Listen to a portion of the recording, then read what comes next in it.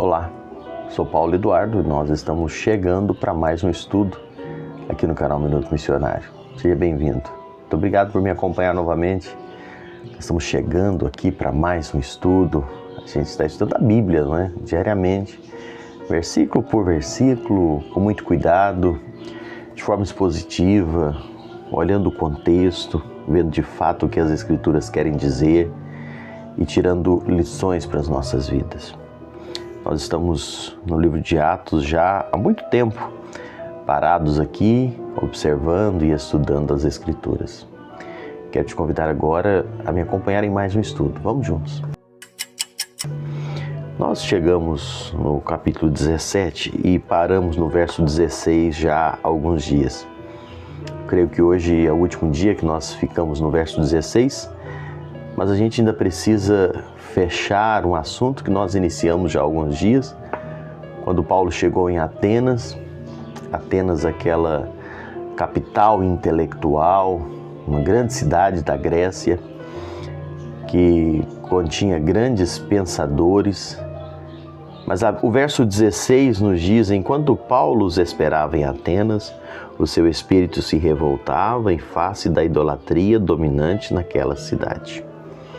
Paulo para em Atenas esperando os seus companheiros, não é? Silas e Timóteo, que haviam ficado em Bereia. E Paulo começa a contemplar aquela cidade e ver o movimento. Paulo observa logo de cara Atenas, uma cidade idólatra. Uma cidade onde existia, e nós falamos até alguns dias atrás, que alguns escritores da época dizem que era mais difícil achar pessoas do que ídolos, do que imagens naquela cidade. Então Paulo se revolta naquela cidade, Paulo tem o seu espírito, não é? Nós lemos aqui, revoltado, não é? Pelo que ele estava vendo, porque os olhos estavam abertos e o seu coração também estava pulsando de desejo de compartilhar a verdade, de falar a verdade. Irmãos, nós tratamos aqui que Paulo se sentia tão agitado, tão inconformado pela gravidade com que Deus trata esse assunto da idolatria, pela gravidade com que Deus trata esse tema. Deus não divide a sua glória com ninguém. Nós lemos Isaías 42:8. Nós não precisamos e não podemos, eu acho que a expressão mais correta é essa, nós não podemos colocar nenhuma imagem, nada no meio do nosso relacionamento com o nosso Deus. E eu disse no último estudo, e eu preciso repetir aqui, muitas pessoas dizem: não, mas eu não adoro imagem. Eu tenho apenas como uma lembrança de alguém especial. E usam, não é? Você carrega foto, você tem uma foto na sua carteira. Mas a foto que eu tenho na minha carteira, ou olhar com carinho a foto de uma pessoa querida, isso não está num contexto, num ambiente espiritual ou religioso. Nós temos a condenação, a proibição num contexto espiritual, num contexto religioso. Eu não peço nada para aquela foto, eu não me prostro diante daquela foto. Mas quando eu coloco isso num ambiente espiritual, num ambiente da minha adoração, isso é completamente proibido, repudiado pelo nosso Deus segundo as Escrituras.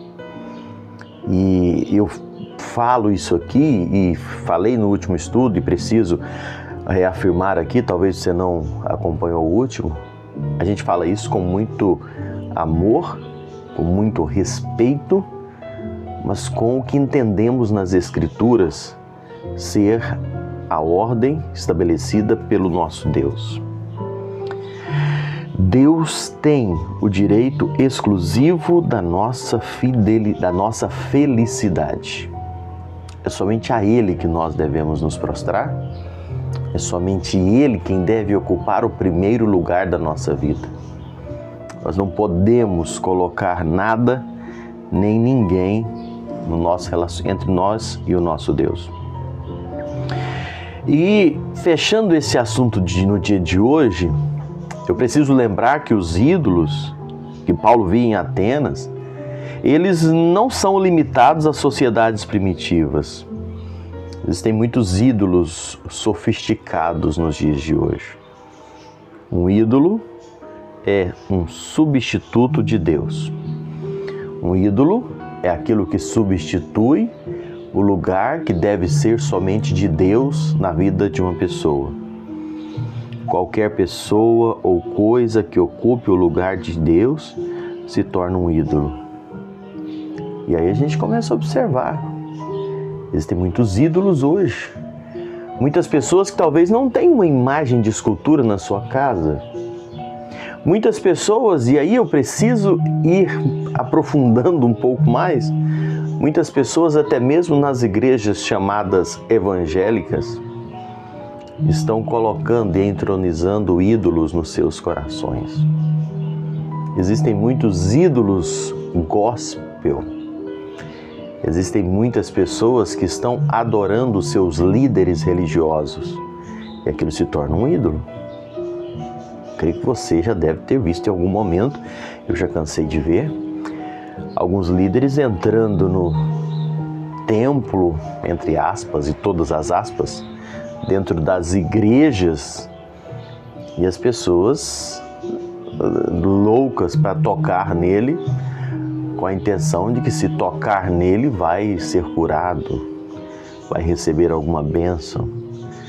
Pessoas ansiosas para pegar um lenço, uma toalha, alguma coisa dessa pessoa, desesperadas para que essa pessoa coloque a mão nela.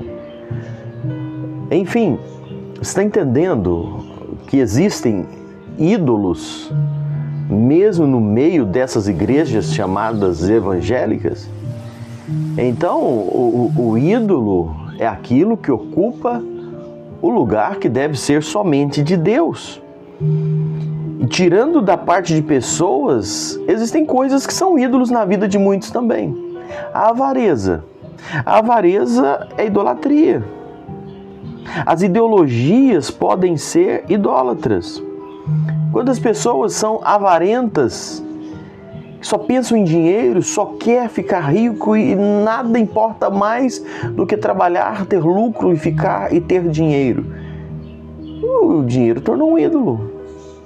Pessoas carregam as suas linhas ideológicas e por causa delas brigam, criam desavenças, se tornou um ídolo. A fama, a riqueza, o poder, o sexo, a comida, o álcool, o lazer, a televisão, o celular, os pais, a esposa, os filhos, a religião, o culto cristão. São coisas que parecem difíceis, mas se tornam ídolos na vida das pessoas. São coisas que nós precisamos cuidar. Será que isso não está tomando o lugar de Deus na minha vida? Academia, a prática de esportes, a pescaria. Eu não abro mão da minha pescaria. Eu não abro mão da minha academia. Pode ter o que for, mas isso eu não posso abrir mão.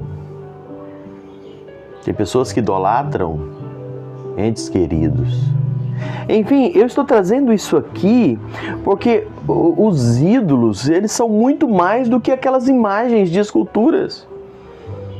E nós cristãos precisamos tomar cuidado para que nada venha roubar o lugar de Deus na nossa vida. Quantas vezes nós encontramos e nós cristãos vemos outros cristãos colocando coisas no lugar de Deus. Mas é porque eu preciso, é porque é o momento, isso é necessário para a minha vida. Nada é mais necessário ou prioritário do que Deus na nossa vida. O que tem tomado o lugar de Deus na nossa vida? O que você tem feito que está ocupando o lugar de Deus? É algo muito sério que nós precisamos pensar. Os ídolos parecem particularmente dominantes hoje na nossa sociedade. Tem pessoas que o seu celular se torna o seu Deus. Você não pode tocar naquele celular, não larga o celular o tempo todo. As redes sociais, uma bicicleta, um carro. É para pensar mesmo, é para reflexão. E é algo sério. Cidades estão se tornando idólatras, famílias idólatras. Isso incomoda. Jesus chorou por causa da impenitência da cidade de Jerusalém. Paulo ficou profundamente indignado pela idolatria em Atenas. E o que nós temos sentido quando somos confrontados com a idolatria? Alguma coisa ou isso nem nos toca? Que o Senhor Deus nos ajude a entendermos a seriedade de destronarmos Deus do nosso coração. Que Deus nos ajude a entendermos o quão sério é quando Deus fica para segundo plano na nossa vida. Isso se torna uma idolatria. Isso se torna um evento que ocupa Deus. Ocupa o lugar que Deus deveria ocupar na nossa vida. Talvez não num contexto religioso e espiritual, mas já tiramos Deus do lugar que era para ser dele, e Deus já cai para segundo plano, e muitas vezes até inconsciente as pessoas fazem isso, e precisamos de uma reflexão profunda para ver o que de fato tem sido mais importante na nossa vida, o que de fato tem ocupado o trono central da nossa vida. Às vezes damos muitas desculpas, muitas justificativas, mas no fundo, algumas coisas têm se tornado deuses, têm se tornado ídolos nos nossos corações. Que Deus te abençoe. Obrigado por me acompanhar em mais um estudo.